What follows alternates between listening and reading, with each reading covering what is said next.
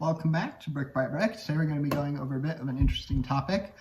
So I've gotten quite a few comments of people in my videos saying that like you're ruining Lego by investing in Lego, or you're just a scalper. And I don't know, I find these comments interesting, and I thought I would make a video kind of just sharing my thoughts on whether or not I consider Lego investing to hit that quota, or what I feel like, or if I feel like I have a responsibility in investing in Lego.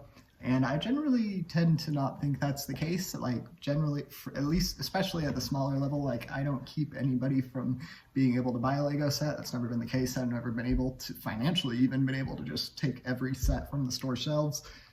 So I don't think it's really keeping others from being able to enjoy the benefit of Lego. And I do also occasionally open up one or two of the sets just to enjoy and build, just because, you know, that can be good to do. I generally don't do it with the sets that are performing really well as Lego investments.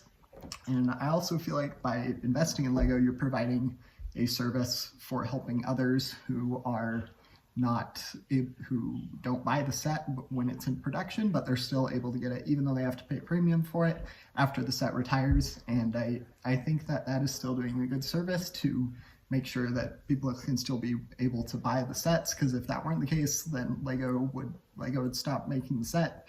So it'd be really difficult to find a retired set on sale or for sale, and maybe on sale too. But in general, investing in Lego can help kind of bridge that gap in order to be able to have Lego investors make some profit, as well as allowing for fans of Lego who want to buy a Star Wars set or a Harry Potter set or any other theme of a set after it retires, and they are generally willing to pay premium for it.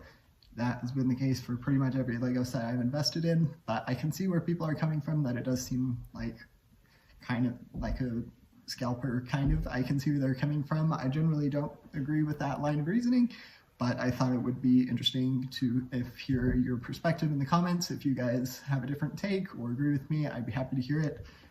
Feel free to let me know in the comments. Thanks, and don't forget to like and subscribe.